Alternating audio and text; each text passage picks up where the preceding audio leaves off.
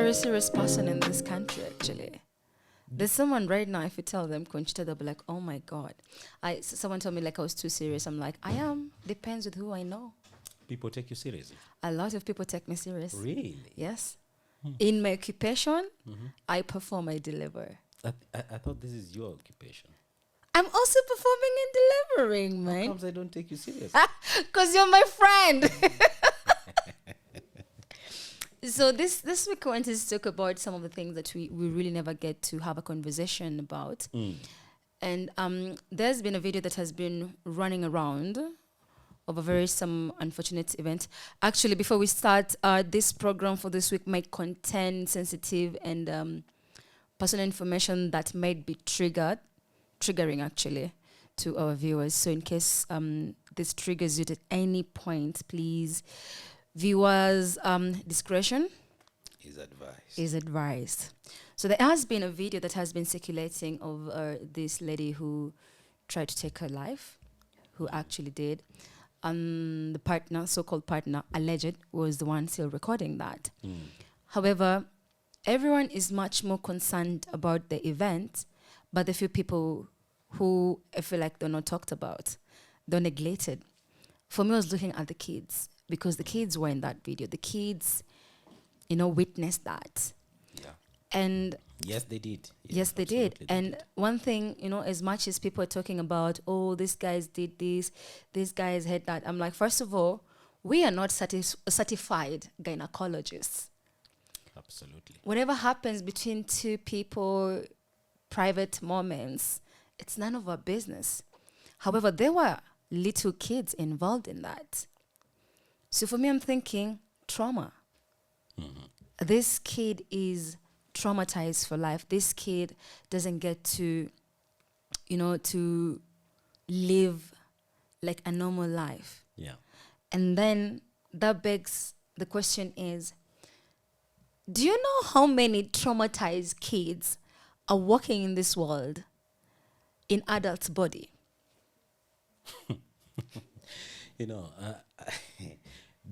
Being born an African is trauma. It is trauma. It is trauma, of course. Being born, just by the mere fact that you're born an African in this continent, is trauma. It's trauma. If it is not the impacts of global warming, it is the corruption.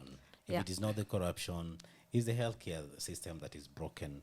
If it is not that, it's the society, it is the education system. Yeah. So, well, to answer your question, everyone has a traumatic experience. But you see, the thing is, I was talking. But this is the thing. This is the thing, though. Sorry to cut you short, but this is the thing. See, the events that happened, because I understand this is something that happened last year. Yes. So, obviously, it has taken some bit of time. And I want to look at it from the onset of how this information came out. Sure. Looks so malicious and insensitive. Yes, but from what angle, though? From the angle of the actual guy recording the partner dying and not seemingly okay, like doesn't bother that? Or from the angle whereby the partner would literally do this, like, and threaten and keep on saying, I'm doing it, and throw the, then... before we even get into the details of what was going on, what was depicted in the video, is I'm starting from the point of whoever released such information to the public, first of all. Yeah. First of all. I mean, this is something that happened a year ago, and whoever tried to keep it in whichever form they kept it, I think must have been cognizant of the fact that there are children involved and there are people. So now you've exposed this. That's the first thing. Yes, so it is exposed. So whoever has person, for me, whoever person who did that, in the first instance, that's really, really off to me. Now, if you go to the context of the whole thing, I couldn't fully watch it because for me it was traumatizing. The only thing I could hear is kids, and someone was like, oh my god, there's a kid. And I'm like, okay, and when I saw the kid, it broke my heart. Because I am from childhood trauma. Like, I have experienced that. Yeah. And it took me a long time to be able to come and heal with my situation, to be able to be where I am today. It wasn't easy. Like, this thing live with you forever. And because people are, as you said, malicious, it will only take one person to re-traumatize this kid. Exactly. And I feel like this is them. They were starting to heal. Yeah. You know? Yeah. They were starting to maybe have a normal life. Yeah. But did someone check on the kids? And that's where I was going with this. I mean, it's a very sad story, really. It's a sad occurrence. How we get to a point where somebody, it doesn't matter how many times that person has threatened to kill himself or but Ken, it doesn't matter. That is the thing. I mean, it doesn't really matter how many times. Now, you are seated there. She's actually doing this thing. Yeah. You know very well this is poison, and you are kind of soldiering on to go on. That was like psyching her to do it. You know, you kind of, go ahead and do it. It's, it's your business. But from the looks of it, it's like it's something that was a recurring situation. Oh, it's like it. Conchita, look, anyway. I mean, to me, it doesn't matter how many times it was occurring. Yeah. I think. Yeah.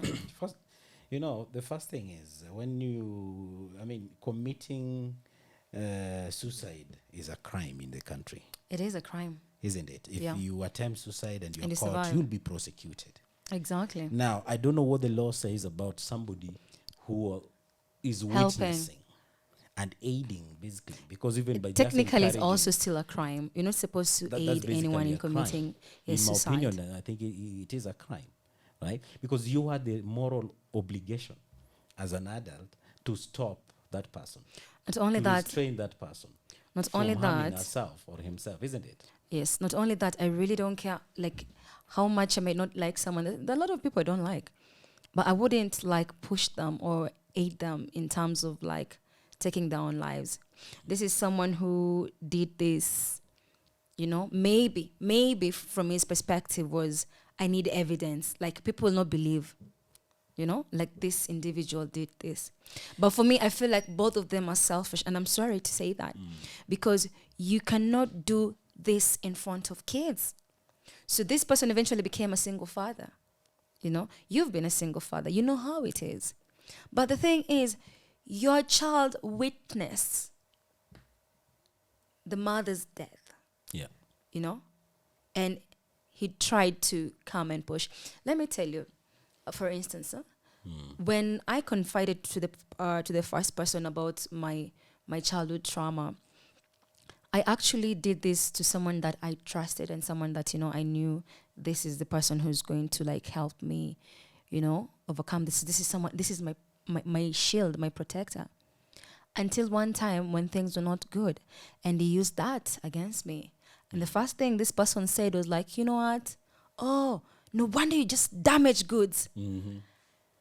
Okay, this thing took me back to a situation that I knew as an adult I dealt with. Yeah. But my entire time, I know how much I've fought to be in such a safe space for the sake of my kid. Yeah. And then someone takes me back there. I became like a praying mantis. Like, yeah. But there's that. First of all, you freeze. You go to the mirror and you're looking at yourself. You're like, oh my goodness. First of all, this person is a narcissist. He has emotionally abused me for a very long time. I'm in the point whereby I'm just looking for this person's mercy. Because, I'm still dealing with what this was. And Kumbe, the entire time he knew the situation, he used that against me. And I became abused again as an adult, despite of me being abused as a kid. It came with the, with the Karikameri, but it's okay. Kalikabot. Kalikabot, like, Jane Kambani, we don't have water, we don't have kibo. long distance traders, yeah. Tulikuja riding. Walikuja and they brought you to the Bible. Look, I get what you're saying. Well, let me finish that point. When this person did that, it took me to a situation that I knew I dealt with, and I became that traumatized kid again. And by the time I had to come pull myself out, I was like, what? I'm done with this. Because it just took one person who could not be able to fight by communicating to take me back to that situation. So imagine these kids growing up, figuring it out. Then one day, even you could not even help your mother when she was trying to. Do you understand the impact of that in this person's life? Well, childhood trauma, and I feel for the children. I don't know whether the father of those children really understood.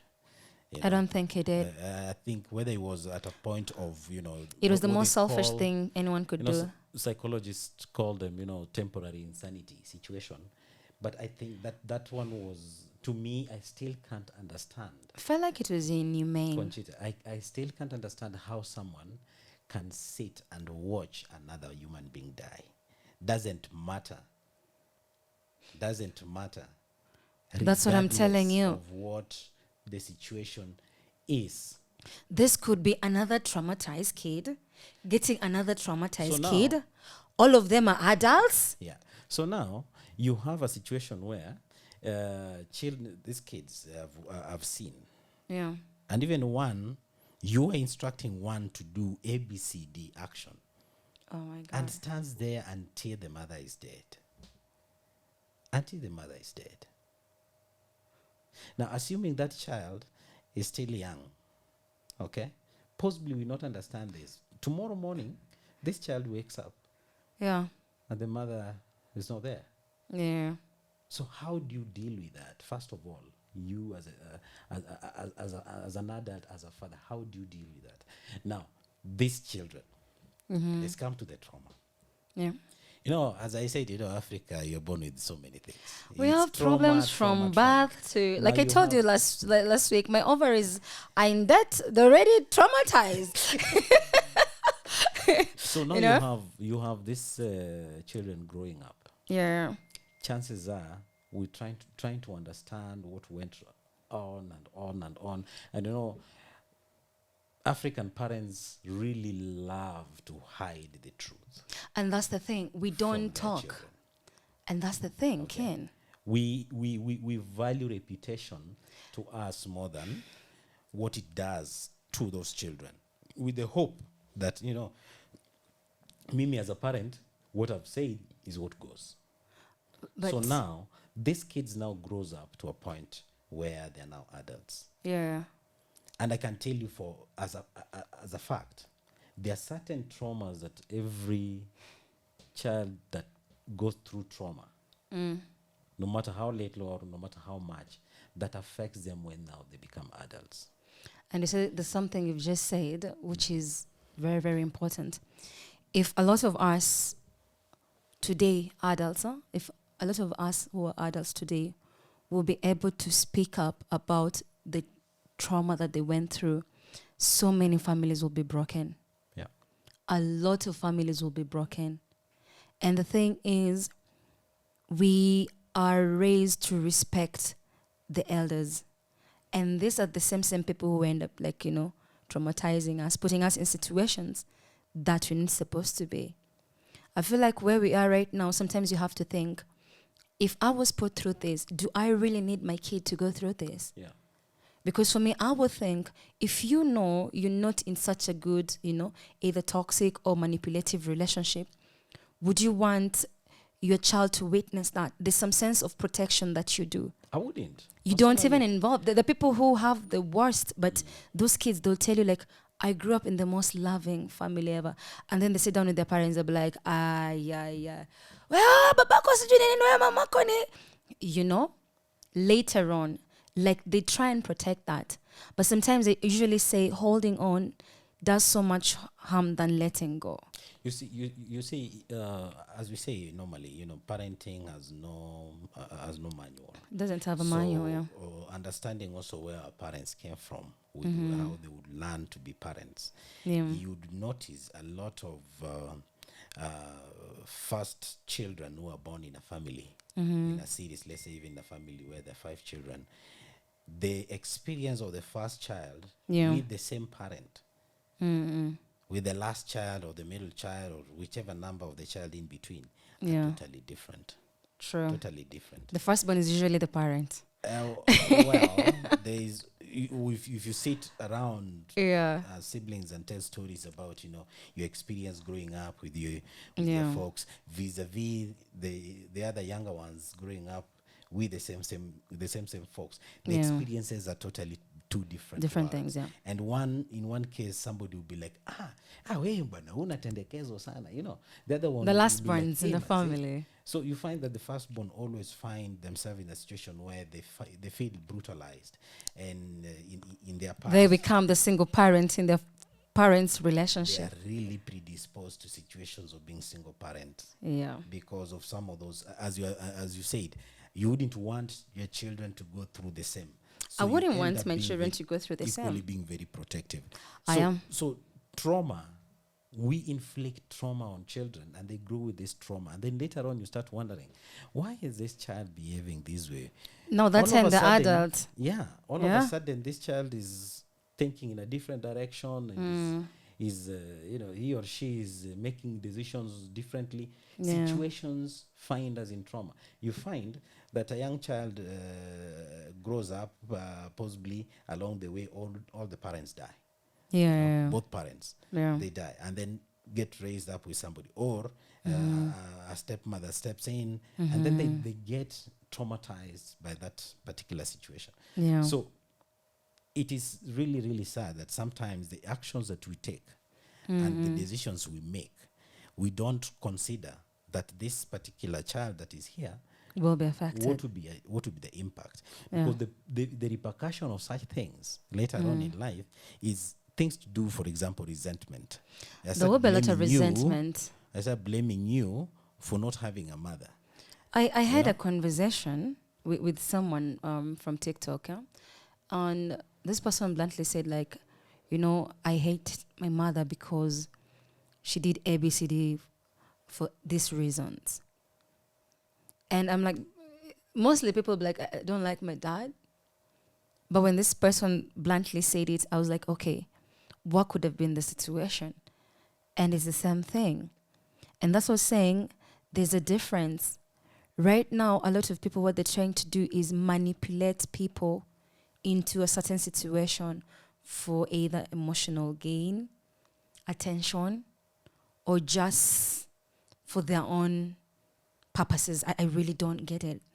But here we are, you can be able to tell the situation is not good. The only thing I'm asking myself is, definitely this is going to affect this child. And as you said, they'll grow up with someone that he will end up hating. Yeah. It could be women. There's no trust, there's no nothing. Yeah. It could be the father. Yeah.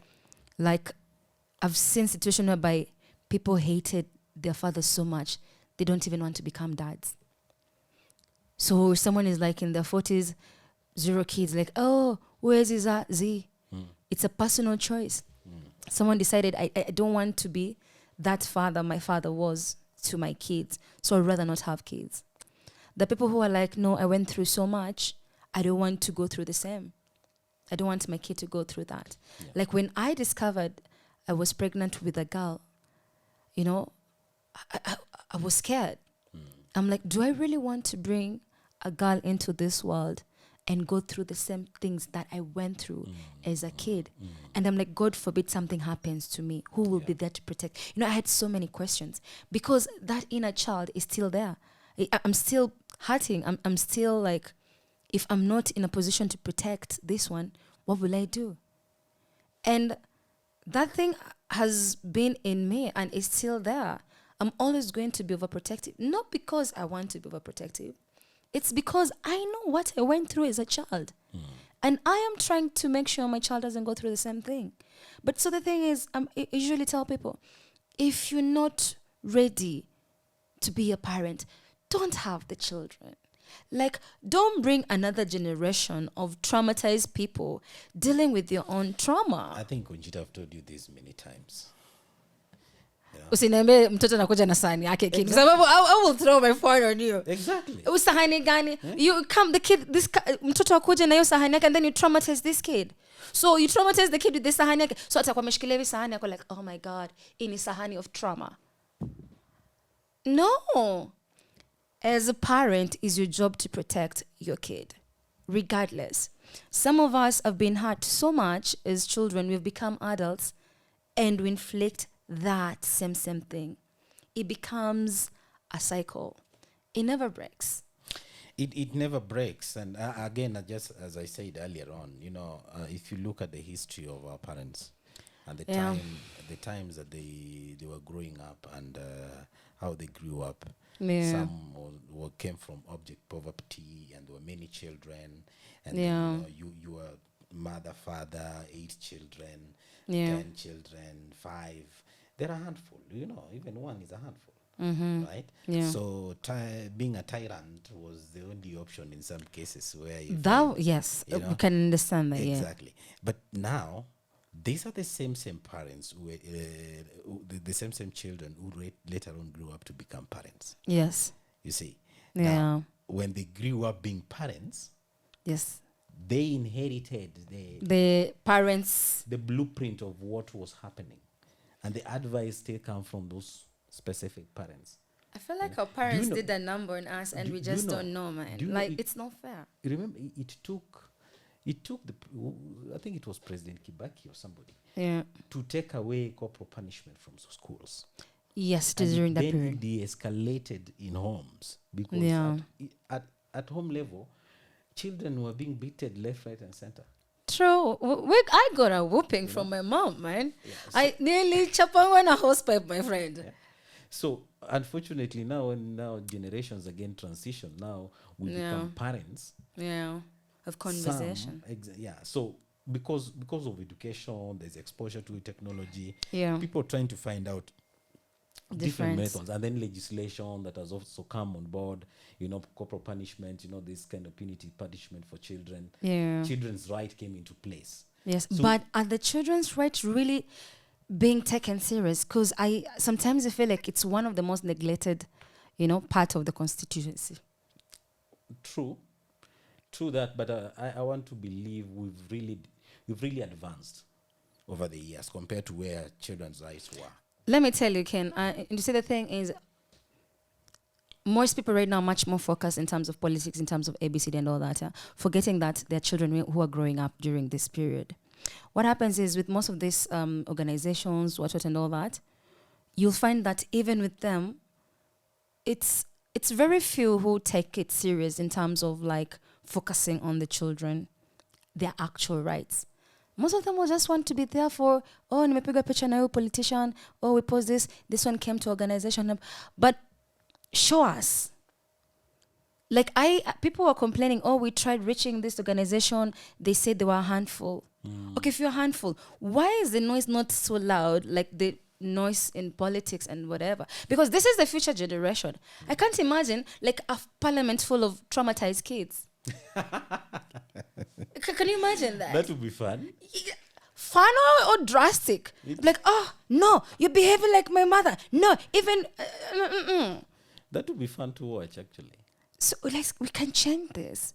Again, I don't think that was right. Those kids did not deserve to watch that. Yeah, I felt like that was the most selfish thing any parent could ever do. They didn't deserve to watch that, and unfortunately, it's going to traumatize them for a long time.